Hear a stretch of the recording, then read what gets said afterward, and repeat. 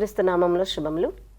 క్రీస్తు యేసే ప్రభు అనే అనుభవంను పొందుట ఇది ఆధ్యాత్మిక జీవితము. ప్రభుయే మన సేవ. ప్రభుయే మన సేవ అంటే ప్రతి ఒక్కరు కూడా సేవ అనగానే అందరికీ తెలుసు మానవ సేవయే మాధవ సేవ అని. అట్లాగే అనేక మంది మరి ఇతర వాళ్ళు కూడా ఇతర మంత్రస్తులు అందరూ కూడా నమ్ముతారు మరి మానవుల్ని సేవించడం దేవుని సేవించినట్లే అని. అయితే ఈ సేవ అనేటువంటిది చాలా ప్రాముఖ్యమైన విషయము. అంటే మనుషుల్ని సేవించాలి అని అంటే మనం ఏం చేస్తామంటే మీరు భావించాలి, అనాథులు, అభాగ్యులు ఇలాంటి వాళ్ళందరికీ కూడా మరి మన సేవలు అందించినప్పుడు అది దేవునికే చెందుతాయని, నిరాశ్రయులకు నిర్భాగ్యులకు మనం సేవ అందించినట్లయితే దేవుడు ఏమంటున్నాడంటే ఆయనకి చెందుతాయి అని చెప్పి దేవుడు అంటున్నాడు. కాబట్టి మరి ప్రభువే మన సేవగా ఇటువంటి సేవ చేస్తున్న మనము ఏ విధంగా ఎలాగో ప్రభువే మన సేవ అనేటువంటి విషయం గురించి ఈ అంశంలో మనం చర్చించుకొని పోవచ్చున్నామండి. ఈ చర్చనీయాంశమునకు మిమ్మల్ని అందరినీ హృదయపూర్వకంగా ఆహ్వానిస్తున్నాము. మన మధ్య అతిథులు ఉంటూ కూడా చాలా సంతోషము. వారిని కూడా ఈ యొక్క కార్యక్రమానికి ఆహ్వానిద్దామా? నమస్కారం అండి. ఈ యొక్క కార్యక్రమానికి మిమ్మల్ని కూడా హృదయపూర్వకంగా ఆహ్వానిస్తున్నాము. మనం చూస్తున్నాము కదండి, ప్రభువే మన సేవ అనేటువంటి ఈ యొక్క అంశంలో మరి ముఖ్య ఉద్దేశము మా ప్రేక్షకులు తెలియజేస్తారా ఇందిరా గారు? ఈ పాట ముఖ్య ఉద్దేశం ఏంటంటే ఎవరు గొప్పవారై ఉండగోరిన ఎడల వారు పరిచారకులై ఉండాలి మేడం. ఎవరైతే నేను గొప్ప అని అనుకుంటారో వారు ఇంకెక్కువ పరిచారం చేయాలి, ఎక్కువ పని చేసి ఉండాలనేది ఈ పాఠం యొక్క ముఖ్య ఉద్దేశం. తగ్గించుకొని పని చేయాలనేది. ఓకే, చాలా చక్కగా వివరించినందుకు ధన్యవాదాలు అమ్మ. ఈ పాఠం తాలూకా ముఖ్యమైనటువంటి తలంపు మా ప్రేక్షకులకు చదివినిపిస్తారా? తప్పకుండానండి. ఈ పాఠం తాలూకా ముఖ్య తలంపు మార్కు సువార్త 10వ అధ్యాయము 42-43 వచనాలు. యేసు వారిని తన యొద్దకు పిలిచి వారితో ఇట్లా నేను అన్యజనులలో అధికారులని ఎంచబడిన వారు వారి మీద ప్రభుత్వము చేయుదురు, వారిలో గొప్పవారు వారి మీద అధికారం చేయుదురని మీకు తెలియను. మీలో అలాగుండకూడదు. మీలో ఎవడైనను గొప్పవాడై ఉండగోరిన ఎడల వాడు మీకు పరిచారము చేయువాడై ఉండవలెను. ఆమేన్. ఆమేన్. అవునండి, మనం తగ్గించుకోవాలి. ఎవరైతే గొప్పవాళ్ళై ఉండాలనుకుంటున్నారో మనం తగ్గించుకోవాలి, మన పరిచారం చేయవారుగా ఉండాలని చెప్తున్నారు. చాలా చక్కటి మాట అండి. థ్యాంక్ యూ అమ్మా. ఇక్కడ మనం చూసుకున్నట్లయితే యేసు సమర్పించినటువంటి నిస్వార్థమైన సేవ చాలా గొప్పది కదండి. అయితే ఆయన సేవను గురించి మనం ఆలోచించినప్పుడు నీవు ఏ విధంగా అట్టి సేవలో ప్రేరేపించబడిన దానివై ఉన్నావు?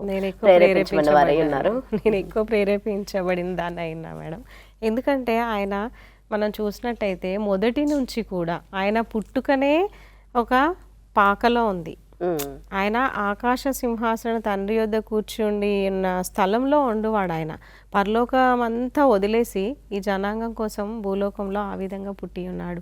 ఆయన జీవిత చరిత్ర చూసినట్టయితే ఎక్కడ కూడా మనం ఒక తప్పు పట్టడానికి కూడా లేదు యేసు ప్రభువులో. ఆయన ఎంతటి నిస్వార్థమైన సేవ చేసి ఉన్నాడో మనం బైబిల్ అంతట్లో కూడా చూసుకోవచ్చు. నూతన నిబంధనలు అయితే మనం ఎక్కువ చూసుకోవచ్చు.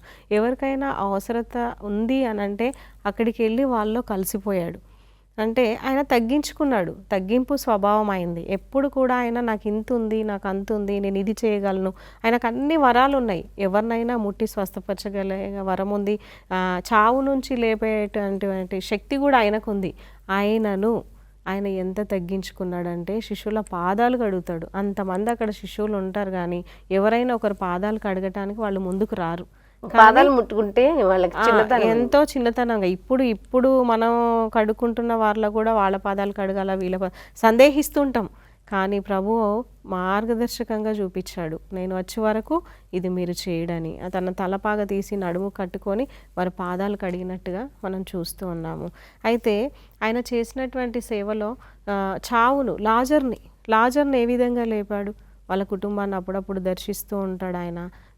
మరియా మార్త వాళ్ళతో కూడా ఉంటారు, వాళ్ళ అక్క చెల్లెళ్ళగా. ఆయన లేడు అక్కడ. ఆ 2 రోజులు ఆయన వేరే ఊరికి పోయినప్పుడు ఆయన చనిపోతాడు. 4 రోజులు అక్కడ ఉండడు ఆయన. అప్పుడు అట్లాంటి సంఘటన అక్కడ జరిగింది. తర్వాత మరి లాజర్ని లేపి ఉన్నాడు. అంతటి మహాశక్తి గల దేవుడు ఎంత తగ్గించుకొని ఈ లోకానికి వచ్చాడు, మన కోసం తన ప్రాణాన్ని పెట్టాడు. ఇది రోజు మనం జ్ఞాపకం చేసుకోవాలంట. మనం ఏం చేస్తున్నాం? ఆ మాటకి చెప్పాలంటే మాధవ సేవయే మానవ సేవయే మానవ మాధవ సేవ సేవయే అంటే మాధవ సేవ అనే మనుషులు ఒక మాట చేస్తున్నట్లయితే దేవుడికి చెందుతుంది. చెందుతుందని దాన్ని బట్టి చూస్తే మనం ఎంతమందికి చేస్తున్నాం, మనం ఏం చేస్తున్నాం, అసలు కొంచెం ఇంత ఏదో కొంచెం మంచి పని చేయగానే మనం కాళ్ళు ఎగరేసుకుంటాం. కానీ మనం చేయాల్సిన పని ఎంతో ఉంది ఈ లోకంలో. మన షార్ట్ జీవితం, చిన్న జీవితం, కానీ పనులు ఎక్కువ చేయాల్సిన అవసరం మనకు ఉంది. అందుకే బైబిల్లో ఒక మాట వ్రాయబడి ఉంది. అదేంటంటే మత్తయి సువార్త 20వ అధ్యాయము 26వ వచనంలో ఒక మాట చెప్పింది, మీలో అలాగ ఉండకూడదు, మీలో ఎవడు గొప్పవాడై ఉండగోరునో వాడు మీ పరిచారకుడై ఉండవాలను, మీలో ఎవడు ముఖ్యుడై ఉండగోరునో వాడు మీ దాసుడై ఉండవాలను. అలాగే మనుష్య కుమారుడు పరిచారం చేయించుకోవడానికి రాలేదు కానీ పరిచారం చేయుటకు అనేకులకు ప్రతిగా విమోచన క్రయధనముగా తన ప్రాణం నిచ్చుటకు వచ్చనని చెప్పాను. అంటే ఎవరు ఎక్కువ చూపించుకోవాలనుకుంటారో వాళ్ళు దాసునిగా ఉండాలి, పని చేయాలి. మనుష్య కుమారుడు మరి ఆయనకు తలవాల్చుటకు స్థలం లేకపోయినను కూడా ఆయన ఎన్నో మహాకార్యములు, అద్భుత కార్యములు, ఆశ్చర్య కార్యములు చేసి మనుషులకు చూపించాడు. అందుకే ఈ దినం మనం ఆయన జ్ఞాపకం చేసుకుంటున్నాం, ఆయన చేసినటువంటి సేవను మనం గుర్తు చేసుకుంటున్నాం. ఆ సేవ మనలో ఉండి మనం ఎదుటి వాళ్ళకి ఇంకా ఎక్కువ మరి మంచి కార్యములు చేసి చూపించాలి. అనాథలకు కానీ, అభాగ్యులకు కానీ, ఏమీ లేని వాళ్ళకి కానీ మనం వాళ్ళకి హెల్ప్ చేసినట్లయితే అది దేవునికి చేసినట్టే అని జ్ఞాపకం చేస్తున్నాం. అవునండి. ఇప్పుడు జెన్నిఫర్ గారు, మనం చూసుకున్నట్లయితే నిజమైన సేవ అంటే ఏమిటి దాని గురించి వివరించండి. మొదట మనము బైబిల్ వాక్యాలు చదువుకుందామండి, తర్వాత చూద్దాము. నిజమైన సేవలో ఎఫెసీయులకు రాసిన పత్రిక 6వ అధ్యాయము 7వ వచనంలో చూసుకుందాము. మనుషులకు చేసినట్టు కాక ప్రభువునకు చేసినట్టే ఇష్టపూర్వకముగా సేవ చేయుడి. అదే నిజమైన సేవ అని మనకు బైబిల్ తెలియజేస్తుంది. మనం ఇష్టపూర్వకంగా మనుషులకు ఇప్పుడు నేను మీకు ఏదైనా చేస్తున్నానంటే అది మీకు చేసినట్లు కాదు, ఆయనకు చేసినట్లు అని చెప్పేసి మనం ఇష్టపూర్వకంగా ఇతరులకు సేవ చేయాలి. అదేవిధంగా మార్కు సువార్త 10వ అధ్యాయము 45వ వచనంలో చూసుకున్నట్లయితే, మనుష్య కుమారుడు పరిచారం చేయించుకొనుటకు రాలేదు కానీ పరిచారం చేయుటకును అనేకులకు ప్రతిగా విమోచన క్రయధనముగా తన ప్రాణము ఇచ్చుటకు వచ్చెను. ఆయన ఎంత గొప్ప సేవ కోసం వచ్చాడు చూడండి ఈ భూలోకానికి. అయితే మన నీచులని రక్షించడం కోసం ఆయన భూలోకానికి వచ్చెను. అదేవిధంగా మనం గలతీయులకు రాసిన పత్రిక 5వ అధ్యాయము 13వ వచనం చదువుకుందాము. సహోదరులారా, మీరు స్వతంత్రులుగా ఉండుటకు పిలువబడితిరి. అయితే ఒక మాట, ఆ స్వతంత్రమును శరీర క్రియలకు హేతుగా చేసుకొనక ప్రేమ కలిగిన వారై ఒకనికి ఒకడు దాసులై ఉండుడి. అయితే ఇక్కడ మనము చూసుకుంటున్నాం, దాసులై ఉండుట అంటే సేవ తాత్పర్యము కలిగి ఉండుట అని చెప్పేసి. మనం ఇంకో ఎగ్జాంపుల్ చూసుకుందాము. చిన్న విరామం తీసుకుందాము. విరామం తర్వాత మరికొన్ని విషయాలు తెలుసుకుందాము. చూస్తూనే ఉండండి. విరామం తర్వాత మరికొన్ని విషయాలు తెలుసుకుందాము.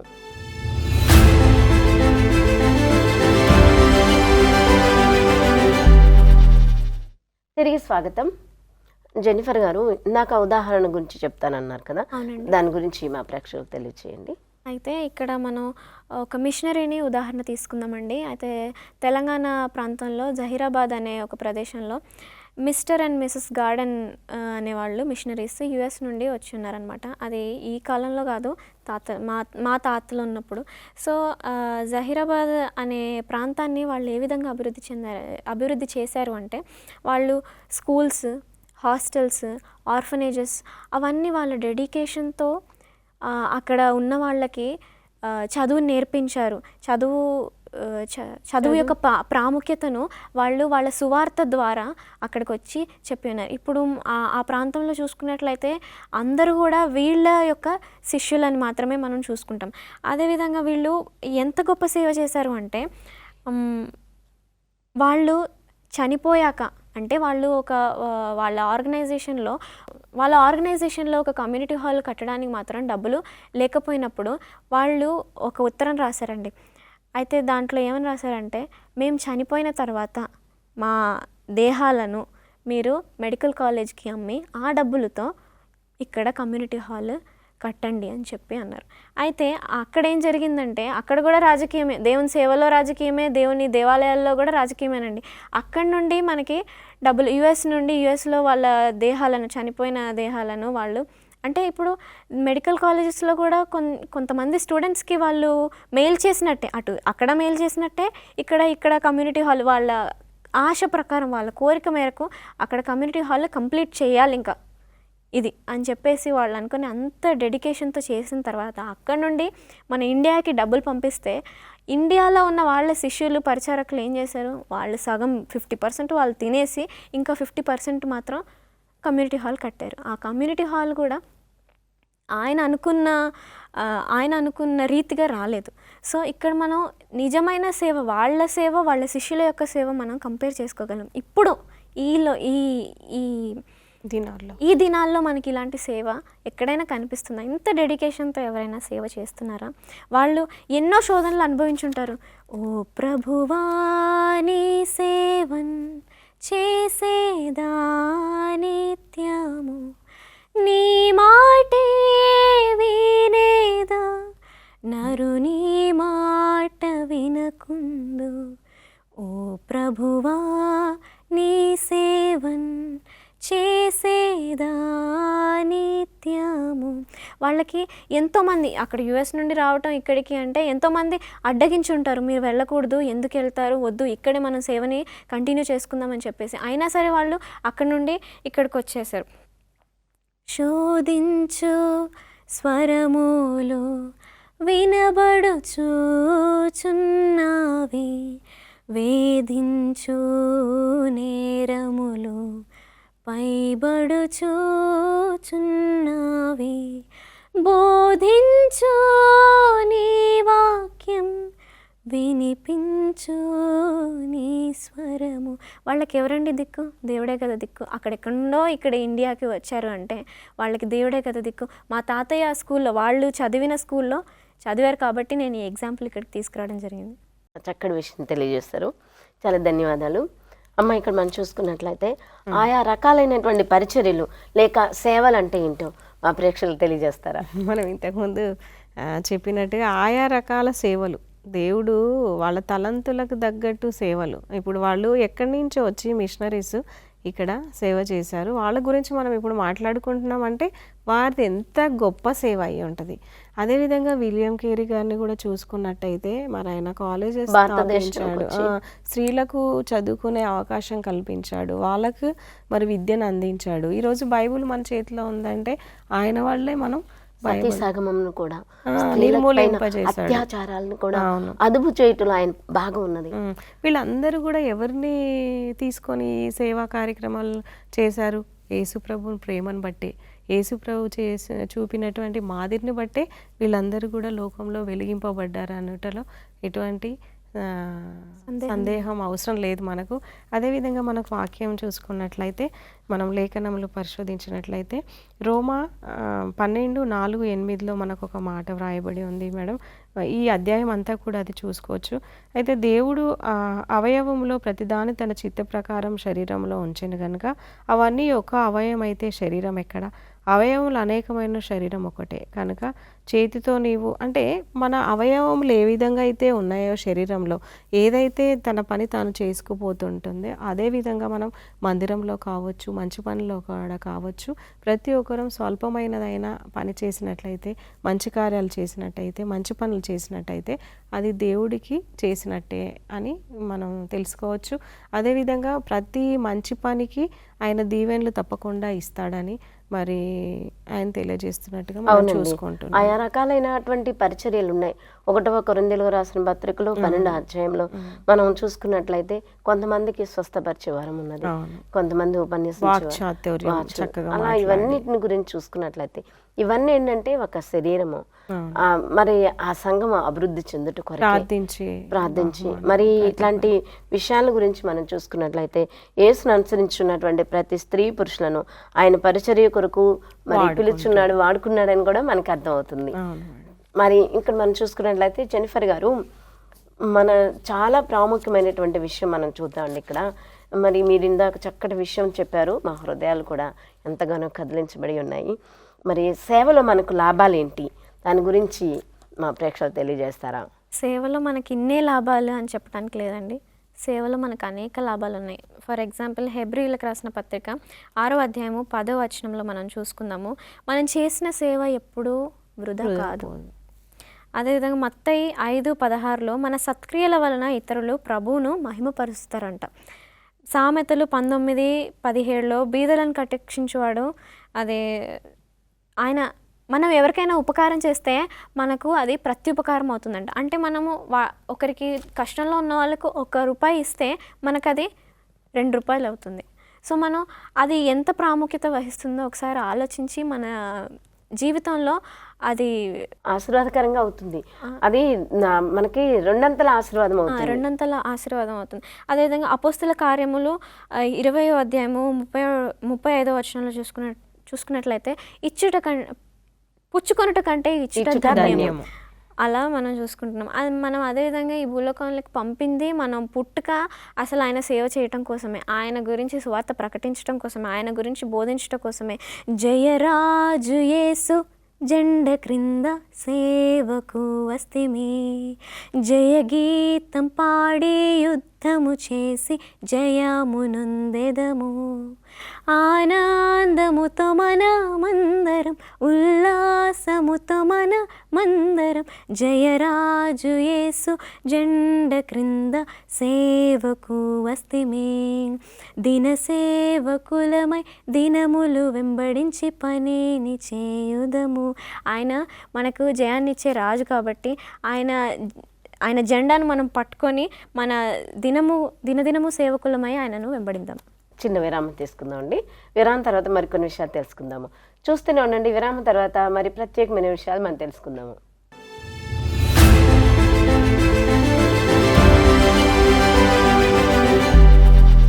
తిరిగి స్వాగతం. జెన్నిఫర్ గారు, ఇక్కడ మనం చూసుకున్నట్లయితే సేవా ఉపన్యాసం లేదా బోధన గూర్చి వివరణ ఇవ్వగలరా? తప్పకుండానండి. ఇక్కడ మనం సేవ, ఉపన్యాసం లేకపోతే బోధ అనేది అవి రెండు డిఫరెంట్. సో మనం ప్రీచింగ్, ఇంగ్లీష్లో అయితే బోధను ప్రీచింగ్ అంటాము, తెలుగులో బోధ అంటాము. అదేవిధంగా సర్వీస్ సేవ అంటాము. మనం ఇక్కడ చూసుకున్నట్లయితే ప్రీచింగ్ అనేదానికి ఒక మీనింగ్ ఏంటంటే ద డెలివరీ ఆఫ్ సర్మన్. అంటే దానికి పర్యాయ పదాలు religious teaching, sermonizing, evangelism and instruction. ఇవన్నీ మనం చర్చ్లో చేసేది. ఇది ప్రీచింగ్. బోధ మనం చర్చ్లో చేసేది. అదేవిధంగా మనం సర్వీస్ అంటే ఏంటి? The action of helping or doing work for someone. ఇది నేను రాసినటువంటి మీనింగ్ కాదు, ఇది నేను గూగుల్లో తీసుకున్నాను. సో సర్వీస్ అంటే favour, kindness, helping hand and act of assistance. So మనం ప్రీచింగ్ ఎక్కడ చేస్తాము, సర్వీస్ ఎక్కడ చేస్తాము అన్నదానికి ఒక చిన్న ఎగ్జాంపుల్ తీసుకుందాము. ప్రీచింగ్ మనం చర్చ్లలో చేస్తాము, లేకపోతే టెంపుల్స్, ఎనీవేర్. అండ్ సర్వీస్ మనం హాస్పిటల్స్లో చేస్తాం. అదే మెయిన్ ఎగ్జాంపుల్. సో మనం ఇక్కడ చూసుకున్నట్లయితే ప్రీచింగ్ వేరే, సర్వీస్ వేరే. అది రెండు కూడా ఈక్వల్గా వెళ్ళాలి. మనం ప్రీచింగ్ చేయాలి, సర్వీస్ చేయాలి. రెండు కరెక్ట్గా చేస్తే మనం క్రీస్తు యొద్దకు మెట్లు ఈజీగా ఎక్కగలము. అదేవిధంగా దేవుడు బోధ ఒక్కటే చేయమని చెప్పలేదు. మనం ఈ పాఠంలో చూసుకుంటున్నాం సేవ ఎంతో ప్రాముఖ్యమైంది. సో బోధ చేస్తూ అంటే మనం క్రియలు లేని విశ్వాసం ఎలా మృతము, విశ్వాసం లేని క్రియలు అలాగే మృతం అని ఇంతకుముందు చదువుకున్నాము. మినిస్ట్రీ ఆఫ్ హీలింగ్లో కూడా ఏం చెప్పారంటమ్మా, ఇప్పుడు మనము మనుషుల మధ్యకి వెళ్ళాలి అంటే మనం యేసుక్రీస్తు వారు గొప్ప మాదిరి ఉన్నారు. ఆయన ఎక్కువ కూడాను బోధించడం కంటే కూడా హీలింగ్ ఎక్కువ చేశారు. అందుకనే పేజ్ నెంబర్ 143లో వాళ్ళని మనుషుల దగ్గరికి వెళ్ళినప్పుడు యేసుప్రభు వారు ఏం చేశారు, ఫస్ట్ వాళ్ళకి కలిసిపోయారు, వాళ్ళ అవసరతను తీర్చారు. తర్వాత కదా ఆయన వాళ్ళని స్వస్థపరిచారు. ఆ తర్వాత వెంబడించమన్నారు. వాళ్ళు కలిసిపోయాడు ఆయన, అలా చేశారు. అయితే మనం ఇప్పుడు అన్ని జనుల దగ్గరికి వెళ్ళినప్పుడు మన దేవుని సువార్త ఎంత ఈజీగా వెళ్తుంది అని అంటే మనం ప్రీచింగ్ అంటే బోధ కన్నా చర్చిలో వినమంటే ఎవరు వినలేరు. సో మన క్రియల ద్వారా, మన సర్వీస్ ద్వారా, మన సేవ ద్వారా మనం ఈజీగా అక్కడ దేవుని మహిమ పరచొచ్చు. అదేవిధంగా వాళ్ళకి ఇప్పుడు మనం ఎవరినైనా ఆదరించినట్లయితే, సపోజ్ హాస్పిటల్లోకి వెళ్ళి ఎవరైనా బ్లీడింగ్ అవుతున్నారు అనుకోండి, దెబ్బ తగిలి వాళ్ళ దగ్గరికి మనం ఎవరో కూడా తెలియని స్థితిలో మనం వెళ్ళి వాళ్ళకి అక్కడ సేవ చేసి వాళ్ళ దగ్గర పరిచర్య చేసినట్లయితే వాళ్ళు మనల్ని గుర్తిస్తారు. అరే ఈమె ఎవరో నాకు తెలీదు, అయినప్పటికీ నా దగ్గరికి వచ్చి ఇంత సేవ చేసింది అని చెప్పేసి, అది మనం ఒకవేళ క్రీస్తు బిడ్డలమైతే అరే ఈమె క్రీస్తు బిడ్డ కదా, ఈమె నాకు సేవ చేసింది కదా, ఆయన ప్రేమ ఎంతో గొప్పది, ఆమె ఆయన గురించి నేర్చుకుంది కాబట్టి నాకు ఇవాళ ఇలాగ చేసింది, సో నేను కూడా ఆయన గురించి నేర్చుకుంటానన్న మనుషుల్లో ఆసక్తి పెరుగుతుందన్నమాట. సో ప్రీచింగ్కి సర్వీస్కి గల తేడాలు ఇవి. సో మనం ప్రీచింగ్ని సర్వీస్ని ఏమంటారు మిస్అండర్స్టాండ్ చేసుకోకూడదు. అవునండి. ఇంకొక మాట కూడా చెప్పొచ్చు మేడం. హాస్పిటల్స్లలో ఇప్పుడు బ్లడ్ డొనేషన్ ఇస్తాం కదా, బ్లడ్ డొనేట్ చేస్తాం కదా, అప్పుడు అక్కడ అత్యవసరమైంది ఉన్నప్పుడు ఎవరు ఏంటి అని అడగరు. మీరు ఏ కులము, మీరు ఏ జాతి, ఏ మనుషులు, ఆడ మగ తేడా ఏం అడగరు. వాళ్ళకి ఏదైతే బ్లడ్ గ్రూప్ అవసరమో అది ఇచ్చేసాం అనుకోండి, వాళ్ళు ఎంతో గుర్తుపెట్టుకుంటారు. అంటే వాళ్ళ జీవితంలో వాళ్ళు గుర్తుపెట్టుకుంటారు. అట్లాంటి అవకాశం కూడా మనకు ఉంది చేయటానికి. ఏ విధంగానైనా మనం ఒకరికి హెల్ప్ చేసే అవకాశం మనకు దేవుడు ఇచ్చాడు. అవునండి. ఇక్కడ మనం చూసుకున్నట్లయితే యేసు యొక్క దృష్టాంతరము సారెపత విధవరాల గురించి మరి కొన్ని విషయాలు మాకు తెలియజేస్తారా? అది మనకు అవును మేడం, బైబిల్లో చాలా చక్కగా వ్రాయబడి ఉంది. 1 రాజులు 17వ అధ్యాయంలో ఉంటుంది. అయితే ఎలా చేర్చుకుంది ఆమె, ఎలా ఆయనకు హెల్ప్ చేసింది అంటే, ఆమె దగ్గర ఏమీ లేదు, ఆమె తక్కువ, అంటే ఆమె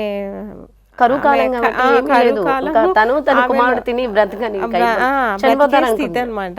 కానీ అయినప్పటికీ ఆయన అడిగినప్పుడు ఆమె మరి వెనకాడకుండా తన బుడ్డిలో ఉన్నటువంటి నూనెతో ఒక అప్పం చేసి పెట్టమన్నప్పుడు ఆమె సంతోషంగా, అంటే సందేహపడుతుంది లోపల, కానీ మళ్ళీ ఆయన ప్రార్థన చేసి వచ్చినప్పుడు ఆమె విశ్వాసంతో చేస్తే ఆమెకు అన్నీ సమకూరబడతాయి. అదేవిధంగా షూనేమి రాయలు కూడా గురించి మనం చెప్పుకోవచ్చు. ఎలీషాను చేర్చుకుంది కదా, ఆయన కోసం వాళ్ళ సేవను గుర్తించి వాళ్ళు మరి పైన గదిని ఒకటి నిర్మించి అందులో ఆయన సేద తీర్చుకోవడానికి, అంటే సేవకులకు అట్లాంటి అవకాశాలు మనం కూడా కల్పించినట్లయితే వాళ్ళు కూడా ముందుకొచ్చి ఇంకా అధికంగా వీళ్ళని గుర్తించి వాళ్ళకి ఆశీర్వాదాలు ఇస్తుంటారు అన్నట్టు మనం చూసుకోవచ్చు. అవునండి. ఇప్పుడు యేసుక్రీస్తు ప్రభువాన్ని చేర్చుకున్నటువంటి మార్తా మరియలు ఉన్నారు, వాళ్ళిద్దరి మధ్య కూడా 2 తేడాలు కనిపిస్తాయి మనకి. మరి పరిచర్య, మంచి పరిచర్య, పని ఎక్కువ విస్తారంగా పెట్టుకున్న పరిచర్య కూడా మనం చూడవచ్చు. ఇప్పుడు ఏంటంటే మార్త ఏంటంటే ఎక్కువ పని పెట్టుకొని తను దాని మీదే దృష్టి పెట్టింది. కానీ మరి మరియ అయితే ఏం చేసింది? సేవ, ఆయన ప్రభు పాదాల చెంత చేరి ఆయన మాటలు వినడానికి సమయాన్ని పెట్టింది. ఆమెలో ఉన్నటువంటిది ఏంటంటే ఆ భారం ఎక్కువగా పెట్టుకొని మరి పట్ల కోప్పడుతూ ఉన్నది. దాన్ని బట్టి చూసుకున్నట్లయితే మనకి తప్పుడు పరిచర్య లేక సేవ మనం చూడొచ్చు. కానీ ఆ పని విస్తారంగా పెట్టుకొని దాని వైపుకే ఆమె ఆలోచిస్తున్నట్టుగా మనం చూస్తున్నాం. ఆమె అక్కడ ఆమెను కూడా మనం విమర్శించడానికి లేదు, చక్కని భోజనం తయారు చేసి పెట్టాలని ఆశపడుతుంది ఆమె. అవును, అంటే జీవాహారం కోసం ఆమె శారీరక అవసరతల కోసం ఈమె పనిచేస్తున్నట్టుగా మనం చూడొచ్చు. మార్తా తన మనసునందు ఎంతో వ్యాకులు పడతా ఉంది.